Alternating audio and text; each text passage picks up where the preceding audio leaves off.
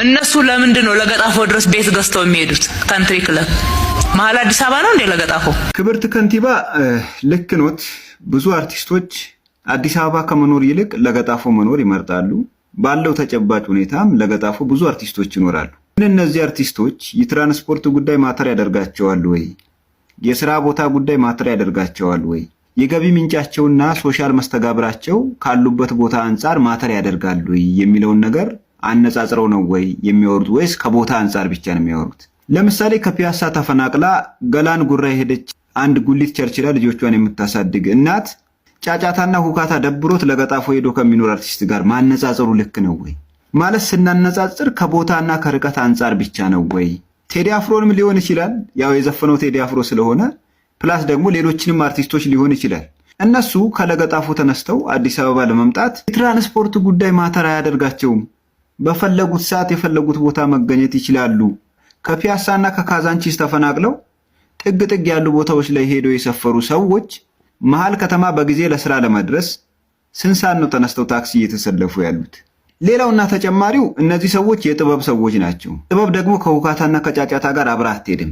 አዲስ አበባ መኖር ለጥበብ ሰዎች ከፈጠራና ከክሬቲቪቲ አንጻር የራሱ የሆነ ተጽዕኖ ሊኖረው ይችላል። ስለዚህ ሜቢ ከአዲስ አበባ ወጥቶ ለገጣፎ መኖር ለጸጥታ፣ ለመመሰጥና ለተለያየ ነገር ጸጥ ያለና የተረጋጋ ቦታ መኖር አለባቸው። አርቲስቶቹ ከዛም መንገድ አይተውት ለገጣፎ ይኖራሉ። ግን ከፒያሳ አንስታችሁ ገላን ጉራ የወሰዳችኋት ጉሊት ቸርችላ ልጆቿን የምታሳድግ እናት ከትራንስፖርት፣ ከላይፍ ስታይል፣ ከተለያየ ነገር አንጻር አዲስ አበባ ጥግ ወስዳችሁ እነሱን መበተናችሁ የራሱ የሆነ ማህበረሰባዊ ተጽዕኖ አምጥቷል። ይህንን አምናችሁ ሂሳችሁን ውጣችሁ ከዚህ በኋላ በምታደርጉት ነገር ላለመድገም የእርምት እርምጃ በመውሰድ ፈንታ ከአፈርኩ አይመልሰኝ አይነት አካሄድን እስከ መቼ መርጣችሁ እንደምትቀጥሉበት አይገባንም።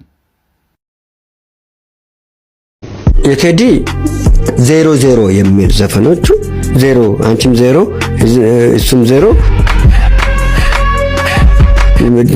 ሰማዩም 0 ምድሪቱም 0 አንተም 0 የሚለው what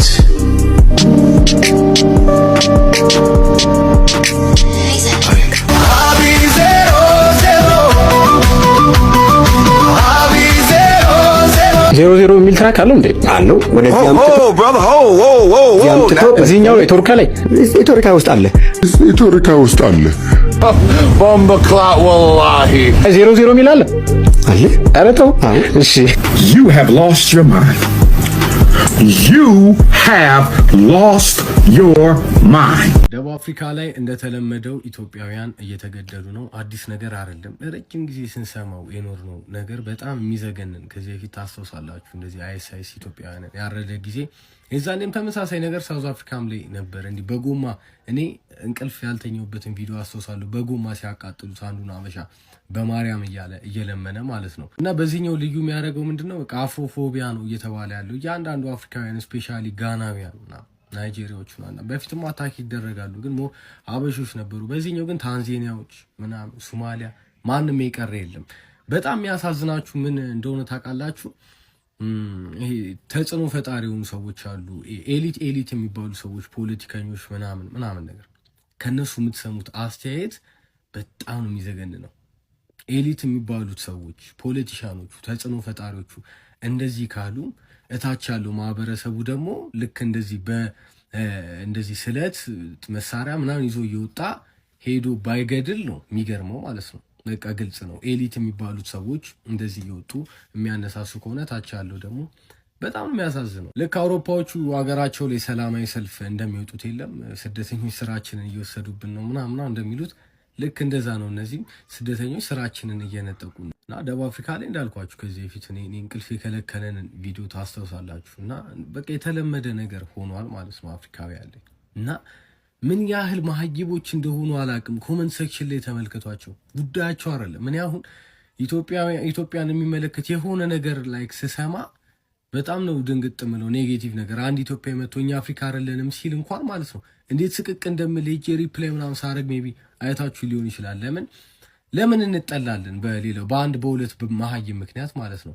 እነዚህ ጋር ኮመንት ሴክሽን ላይ ተገቡና ተመልከቱ እና ለምን ለረጅም ጊዜ እነሱ ነፃ እንዳልወጡም ትረዳላችሁ ማለት ነው። ምን ያህል ደንቆሮች እንደሆኑ፣ ምን ያህል ኋላ ቀሮች እንደሆኑ ነፃ እንደወጡ ነው የሚያስቡት። ሳውዝ አፍሪካ ላይ ከ80% በላይ የሚሆነው የእርሻ መሬት በነጮች እጅ ላይ ነው ያለው። 85%ቱ ግን ጥቁር ነው። ግን 15% ነው ምናምን የማይሞላው ነጭ ሀብቱን በሙሉ ግን ይዞታል። ቢሊዮነሮች፣ ሚሊዮነሮች በሙሉ ነጮች ናቸው። ሁሉ ነገር በነጮች እጅ ላይ ነው ያለው። ስቲል ኮሎናይዜሽን ውስጥ ያለች ሀገር አንድ ሀገር ብትኖር ደቡብ አፍሪካ ነች። ግን እንደዚህ በገፍ እየወጡ ከሌላ አፍሪካ ሀገራት መጥተው ሰርተው የሚበሉ ሰዎችን ይገላሉ፣ ነፍስ ያጠፋሉ። ሆስፒታል ላይ ገብተው አይታችኋል የሆነ ቪዲዮ። ደቡብ አፍሪካ ያልሆነ ህጋዊ ያልሆነ አሁኑን ይውጣ ከዚህ ምናምን። እርጉዝ ጋናዊ እርጉዝ ነች፣ ከሆስፒታል አስወጧት። አትታከሚም እዚህ አትወልጂም ብለው ማለት ነው፣ ህጋዊ አይደለሽም ብለው። አይምሯቸው እንዴት እንደሚያስብ አላውቅም። አሁን እንደዚህ ስል እኛ ጥሩ ነው እያልኩ አይደለም። እኛም ሀገር ተመሳሳይ ነገር ተመልክተናል። ግን አትሊስት እንደዚህ አይነት ነገሮች እርስ በርስ እንድንዋደድ እርስ በርስ እንድንቀራረብ። እኛም ሀገር የእንትን ብሔር ተወላጅ ነው ተብለው ሲገደል በደንብ አይናችን ተመልክተናል። የእንትን ብሔር ሰው እዚህ ምን ይሰራል? አገሩ ይሄድ ብሔሩ ጋር ይሄድ ተብሎ ከስራው ከምኑ ሲፈናቀል ነፍስ ሲጠፋ ብዙ ነገር ተመልክተናል። እኛም ሀገር አትሊስት ግን እንደዚህ አይነት ነገሮች ቢያንስ መዋደድ፣ መከባበር፣ አብሮ ስለመኖር ስለመዋደድ እንድናስብ ኤሊት ሰዎች እንዳልኳችሁ ቲክቶክ ላይ ዛሬ ላይ ተረስቶላቸው ምናምን መተው ምንም እንደ ኖርማል ሰው እንትን የሚሉ ሰዎች አሉ። ከአመታት በፊት ግን ብሔር ላይ ሲቀሰቅሱ የእንትን ብሔር ሰው እዚህ ቦታ ላይ ምን ይሰራል አስወጡት፣ ገደሉት ሲሉ የነበሩ ልጆች እስቲል አሉ ቲክቶክ ላይ አሁንም ማለት ነው።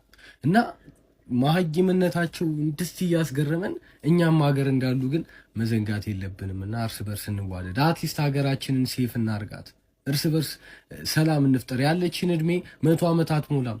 100 ዓመት ለማትሞላ እድሜ ለምንድን ነው ኢትዮጵያን ሲውል የምናረጋት? ለምን ነው የምንደነቆረው? አትሊስት ተጽዕኖ ፈጣሪ ሰዎች ለምን ነው ይሄ አላግባብ መቃቃር ውስጥ አላግባብ ሁሌ መቆራቆዝ ውስጥ የምንገባው? ገንዘብ ፍለጋ የሰው ሀገር ሄደንም እንደዚህ አይነት ነገር እየገጠመን ነው። ሀገራችንም ውስጥ ግን አትሊስት ይሄ በብሔር ለምንድን ነው እርስ በርስ የምንጋጨው የምንገዳደለው? እንደ ሀገር እንወድሃለን በቃ። ለምንድን ነው ግን ሁሌም የሚሰጡ እጆች በፍጹም እንዲወራላቸው አይፈልጉም? እኔ የአዲስ አበባ ዩኒቨርሲቲ በመማር ሰዓት ሰይፉ ፋንታሁን በየፕሮግራሙ የተቀረጹባቸውን አዳዲስ ሱፎች ለተመራቂ ተማሪዎች እንደሚሰጥ አውቃለሁ። ይሄንንም 10 ዓመታት ሙሉ ለዩኒቨርሲቲው እገዛ ሲያደርግ አቅም ለሌላቸው በጣም ከባድ ነው። ተማሪ ሆኖ መመረቂያ ሱፍ ማጣት አይደለም ቀላል እገዛ አልነበረም። ለተከታታይ 10 ዓመታት ይሄንን ሲያደርግ ነበር። ትላንትና ምን አለ መሰላችሁ? በኔ ሱፍ እንደዚህ የተመረቀ አንድ ተማሪ ትልቅ ቦታ ላይ ትልቅ ፖዚሽን ላይ አገኘሁትና በአንተ ሱፍ ነው የተመረቅኩት ሲለኝ በቃ ውስጤ የተሰማኝን ደስታ ልነግራችሁ አልችልም። በእርግጥ እኔ ማን ይወሰደው ማን ያድርገው ያንን ሱፍ እኔ አላቅም፣ ነገር ግን መስጠቴን ነው የማውቀው አለና እናንተ ትንሽ የመሰላችሁ ነገሮች ትንሽ የመሰላችሁ ስጦታዎች እዛ ሰው ጋር ምን አይነት ነገር እንደሚፈጠር አታውቁትም። ሰይፉ በፍጹም መመስገን አይፈልግም። ሩናት ሰለቹትም። እግዚአብሔር ላይ ያለው መታመን ይገርማችኋል። በቃ ፈጣሪው ላይ ያለው እምነት ይደንቃችኋልና ሁላችሁ እንወድሃለን። ማርያምን እንደ ሀገር እንወድሃለን።